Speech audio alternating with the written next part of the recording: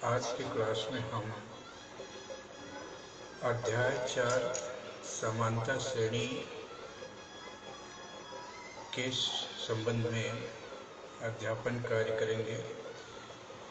हमारे पास जो संख्याओं की पैटर्न होते हैं, जैसे यहाँ पे सम संख्या के जब पैटर्न दिखाए गए हैं 2, 4, 6, 8, 10, ये एक निश्चित क्रम है।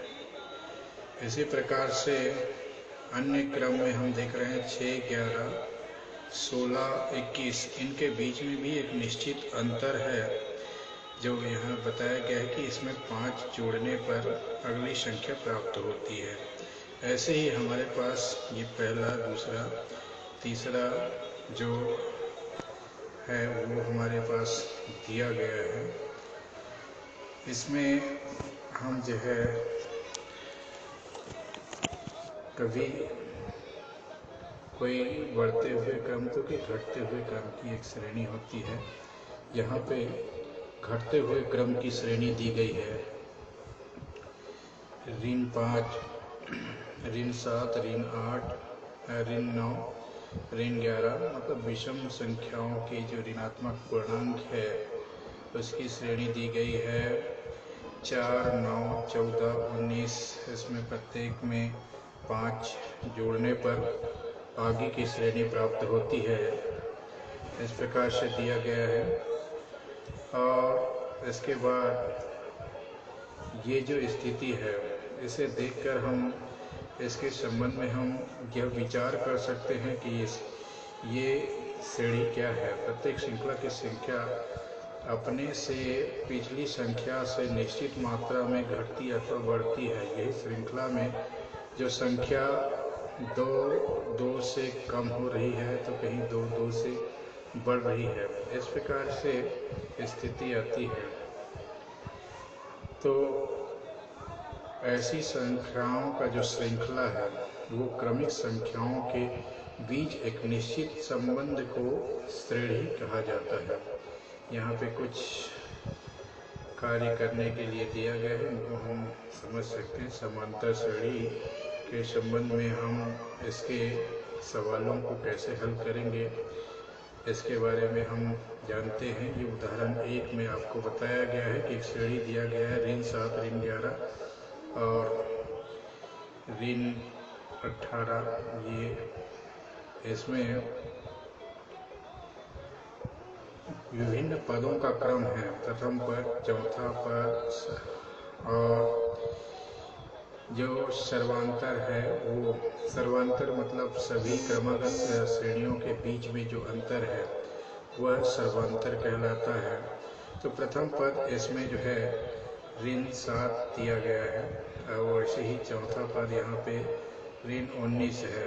यहाँ से अगर गिनते जाए तो तीसरा पद ऋण 15 है। सर्वांतर जो है द्वितीय पद में प्रथम पद को घटाने पर जो प्राप्त होता है वो सर्वांतर, अर्थात ऋण 11 में ऋण 7 को घटाने पर ये जो है ऋण 4 इस प्रकार से प्राप्त हुआ। ये इसकी सर्वांतर है।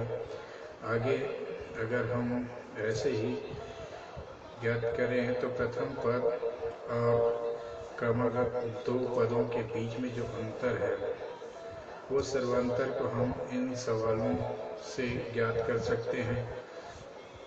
वैसे ही अब हम जो है हमारे पास अगर कुछ ऐसा श्रेणी दिया गया है तो उसके पहला पद, दूसरा पद, तीसरा पद इस प्रकार से दिया गया है तो nवां पद क्या होगा, ये ज्ञात करने के लिए हमारे पास ऐसे ही कोई श्रेणी है तो उसके जो है अगर प्रथम पद a है उसके साथ कुछ संख्या जुड़ रहा है तो वो संख्या जो जुड़ने वाली संख्या है वो सभी में वही जुड़ेगा। यहाँ पे d जुड़ा है, वही जो है फिर ये d जुड़ा है उसके साथ डबल d जुड़ा हुआ है। इस प्रकार से फिर आगे यही जो है ट्रिपल d हो गया, मतलब एक d आगे बढ़ते जा रहा है और इसके साथ साथ इसकी सीढ़ी आगे बढ़ती जा रही है। यहाँ पे इसी को हम जो है इस तरह से लिख सकते हैं कि ये a और a प्लस डी और फिर उसके बाद a प्लस 2d और a प्लस 3d, ये एक निश्चित इसका क्रम हो जाता है। इस क्रम के बाद इसके जहाँ पे ये d है वो वह पद है जो क्रमागत दो पदों का अंतर है। मतलब सभी क्रमागत दो पदों के बीच में वही अंतर प्राप्त होता है, इसलिए उसको सर्वांतर कहते हैं। मतलब सभी का अंतर, सभी क्रमागत पदों के बीच के जो अंतर है वो समान प्राप्त होता है, कोई सर्वांतर होगा। इसके बाद इन श्रेणियों को जोड़ते जाते हैं तो हमको जो है कुछ इस प्रकार से हल प्राप्त होते हैं।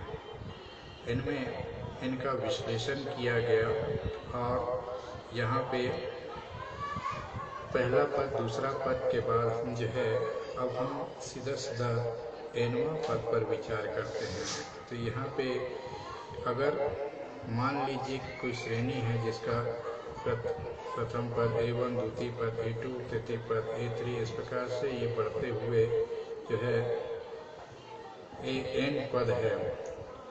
तो प्रथम पद a और इसके सर्वांतर d, ये हम पहले से पूर्व के बातों से ज्ञात कर चुके हैं। तो इसी को हम प्रथम पद a1 को a माने और उसके बाद द्वितीय पद a प्लस d है, इसका विश्लेषण करते हैं तो यहाँ पे 1d है। 1d जो है 2 माइनस 1, क्योंकि ये दूसरा पद है तो दूसरा पद में इसको घटाने पर, एक को घटाने पर, मतलब यहाँ पे तीसरा पद को हम देखें तो तीसरा पद में 2d है, चौथा पद में 3d है, मतलब एक कम है। इसी प्रकार से हम आगे nवां पद में जाते हैं तो n माइनस 1d प्राप्त होता है। इस प्रकार से यहाँ पे इसके विश्लेषण से यहाँ एक सूत्र की व्युत्पत्ति होती है जो दिए गए श्रेणी के nवां पद को ज्ञात करने का होता है। अर्थात यदि हम nth टर्म ज्ञात करना चाहें, nवां पद ज्ञात करना चाहें, तो हमारे पास प्रथम पद को जोड़ दें और जो कुल पदों की संख्या है उसमें एक कम करके सर्वांतर को गुना कर दें, तो इस तरह से हम nवां पद ज्ञात कर सकते हैं। ठीक इसी सूत्र के माध्यम से हम जो है ऐसे दिए गए सवालों के किसी भी पद को ज्ञात कर सकते हैं। जैसे इस सवाल में 10वां पद ज्ञात करने के लिए कहा गया है, तो जिसके लिए यहाँ पे प्रथम पद सर्वांतर निकाला गया, 7 और 4 को घटा के 3 निकाला गया सर्वांतर। इस प्रकार से सर्वांतर के बाद यहाँ पे जो nवां पद मतलब 10वां पद ज्ञात करना है तो n बराबर 10। इस तरह से ये यहाँ से हम n के मान ज्ञात कर सकते हैं। और ऐसे ही सवालों के माध्यम से अगर इस सूत्र में जो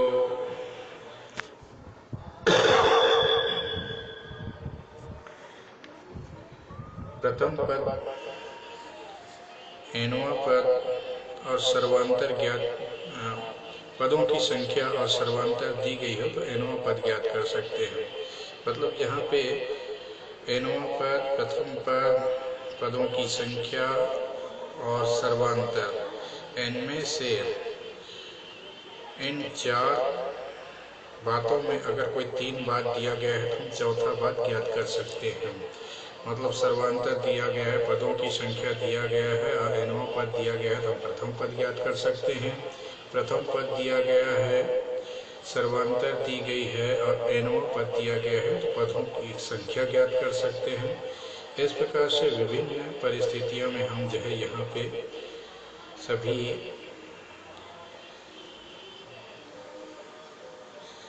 सवालों का जवाब तैयार करते हैं।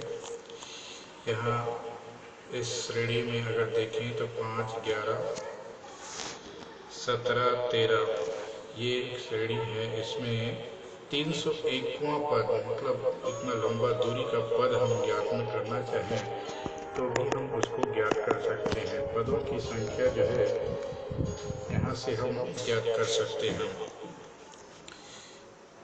301वां पद मतलब n का मान यहाँ पे 301 हो जाएगा। प्रथम पद a है, प्रथम पद a बराबर 1, a बराबर 5 है। सर्वांतर d निकालेंगे तो चाहे हम 23 में 17 को घटाएं या 17 में 11 को घटाएं या 11 में 5 को घटाएं तो ये 6 ही आएगा। इस प्रकार से सर्वांतर d का मान 6 आया। nवां पद मतलब हमको 301वां पद ज्ञात करना है तो n का मान 301। इस प्रकार से यहाँ से अब हमें जो है 301वां पद ज्ञात करना है। तो हमें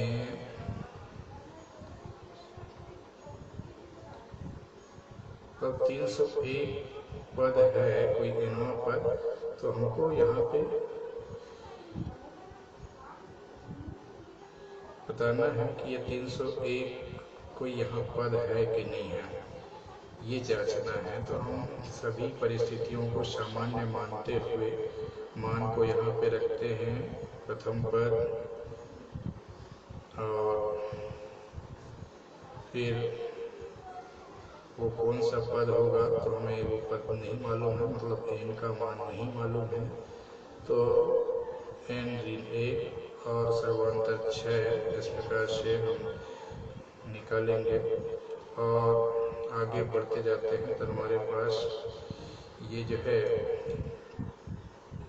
इस तरह से प्राप्त होता है कि 301 बराबर, इसको सरल करने पर 6n-1, तो 6n का मान जो है -1 को पक्षांतर करेंगे तो 301 के साथ ये 302 हो जाएगा। और 6 को भाग देने पर यह जो है n का मान 151/3। यहाँ पे हम देख रहे हैं कि चूंकि n पदों की संख्या है और यह या तो धनात्मक पूर्णांक होगा, मतलब कोई पूर्णांक संख्या होगा, लेकिन 151/3 हम जो कर रहे हैं तो कोई भी हमको पूर्णांक संख्या प्राप्त नहीं हो रहा है। तो इससे स्पष्ट होता है कि यह जो है 301 जो है दी गई श्रेणी समांतर श्रेणी का पद नहीं है। अगर ये कोई पूर्णांक संख्या प्राप्त होता तो निश्चित रूप से ये उसका पद होता। इस तरह से हम इन बातों को समझ सकते हैं। अब ऐसे ही अन्य जो है उन गतिविधियों को, उनके अन्य बातों को ज्ञात कर सकते हैं। इस प्रश्न में एक समांतर श्रेणी में 50 पद हैं, पदों की संख्या 50 है, जिसका तीसरा पद 12 है, अंतिम पद 106 है। इसमें श्रेणी आपको नहीं दी गई है, बल्कि श्रेणी के संबंध में जितनी भी जानकारी है वो क्रमशः बताया गया है कि पदों की संख्या 50 है, n का मान 50 है और तीसरा पद 12 है और अंतिम पद 106 है। इसका 29वां पद ज्ञात करना है। अब हमारे पास प्रथम पद को तीसरा पद से ही हम अगर शुरू करें तो इस तरह से A3 का मान हमारे पास 12 है।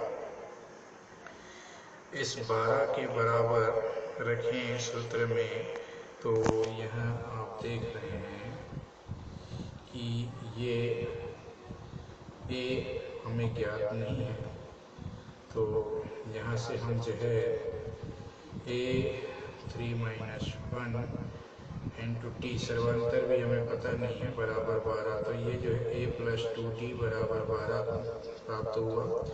अब जो दिया गया है सवाल में, उससे हम आगे बढ़ते हैं और अंतिम 25वां पद 106 है, ऐसा बताया गया। 50वां पद 106 है, तो 50वां पद बराबर 106, अर्थात a + 50 ऋण 1 गुने डी बराबर 6, अर्थात ए धन 49 डी बराबर 106। हमारे पास दो समीकरण प्राप्त हुआ है। ऊपर में नीले बॉर्डर में समीकरण 1 है और नीचे में हम हरा बॉर्डर में समीकरण 2 को देख रहे हैं। इन दोनों समीकरणों के माध्यम से हमें यहाँ पे डी का मान प्राप्त हो सकता है। क्योंकि ये अब हमको दो चर वाले रैखिक समीकरण जैसा दिख रहा है, तो इसका हल जो है हम दो चर वाले रैखिक समीकरण को जिस प्रकार से विलोपन, प्रतिस्थापन या अन्य विधियों से हल करते हैं, उसी प्रकार से इसको विलोपन विधि से हल करने के लिए समीकरण 2 में समीकरण 1 को घटाते हैं। तो यहाँ से ए और ए आपस में कट जाता है इस प्रकार से, और 49 डी में 2 डी कम हो जाता है तो 47 डी, और 106 में 12 कम हो जाता है तो 94। इस प्रकार से हमको डी का मान यहाँ पे 94/47 प्राप्त होता है। और ये जो 47/4 है, इसके कारण हमें जो है यहाँ पे डी का मान 2 प्राप्त हो। डी का मान 2 जो प्राप्त हुआ है, इस डी के मान को किसी भी एक समीकरण में रख देते हैं। जिस प्रकार से हम दो चर वाले रैखिक समीकरण में किसी एक चर का मान प्राप्त होने पर उसको किसी भी एक चर में, एक समीकरण में रख के दूसरे चर का मान ज्ञात कर सकते हैं, वैसे ही डी का मान जो प्राप्त हुआ है 2, उसे समीकरण 1 में रख देते हैं तो यहाँ पे a का मान हमको a बराबर 8 प्राप्त हो जाता है। इस तरह से हमको a का मान प्राप्त हुआ। अब इस a और d का मान को हम रखते हैं तो हमें जो है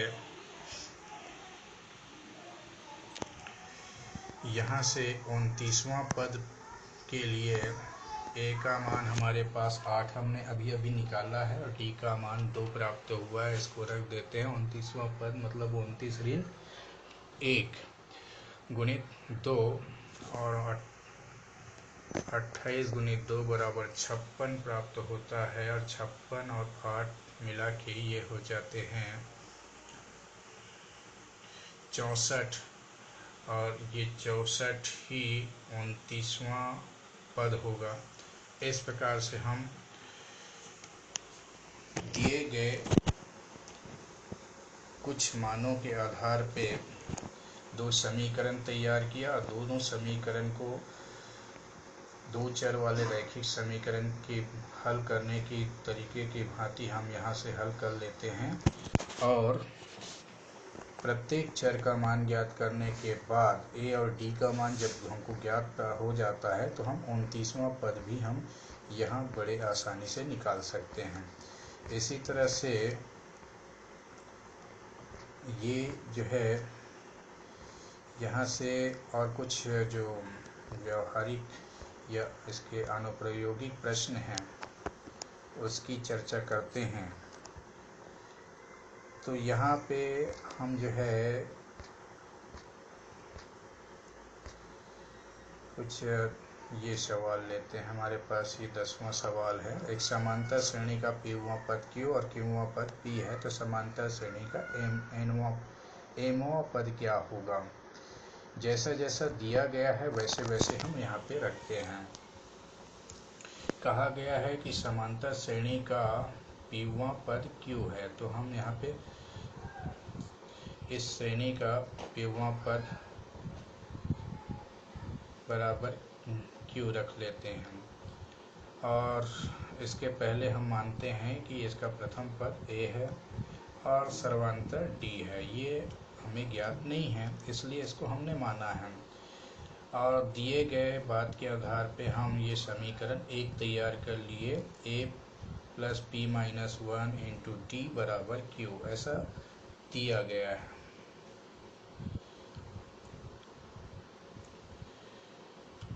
और इसी प्रकार से दूसरा शर्त है, उसके अनुसार q वां पद p है, तो इसके हिसाब से ये हमारा दूसरा समीकरण तैयार हो गया। अब तो दोनों समीकरणों को पुनः पूर्व प्रश्न की भांति ये दोनों समीकरण अब हमारे पास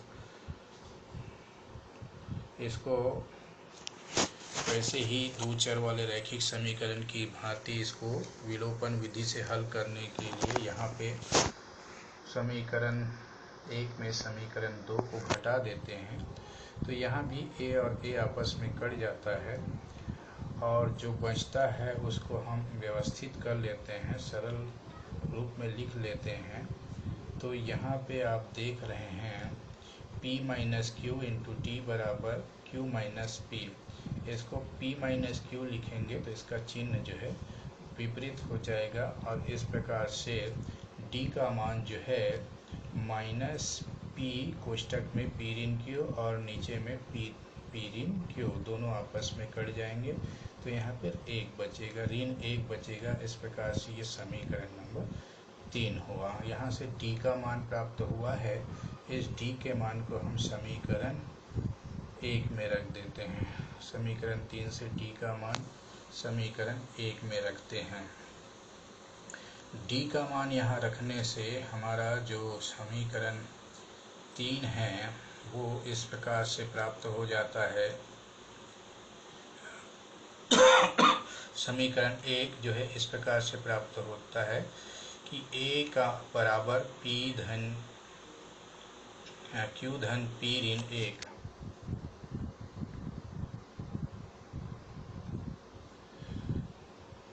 और इसको सरल करेंगे तो q धन p ऋण 1 ये a का मान हुआ। तो mवां पद निकालेंगे तो mवां पद में am बराबर 1 into a plus m minus 1 into d। a का मान यहाँ से रख देते हैं p प्लस क्यू माइनस 1 और d का मान माइनस 1 हमने प्राप्त किया है, ये यहाँ पे रख देते हैं d का मान। तो ये इस तरह से प्राप्त होता है और इसको सरल करने के पश्चात ऋण 1 और धन 1 आपस में कट जाते हैं, तो ये इस तरह से प्राप्त होता है p धन q ऋण m। ये mवां पद का मान है, इसलिए श्रेणी का जो mवां पद होगा वो यही होगा। इस प्रकार से हम सवालों को हल करेंगे। प्रश्नावली के कुछ सवाल हैं जिसे उपरोक्त जानकारी के आधार पर हल किया जा सकता है। इसके पश्चात हम जो है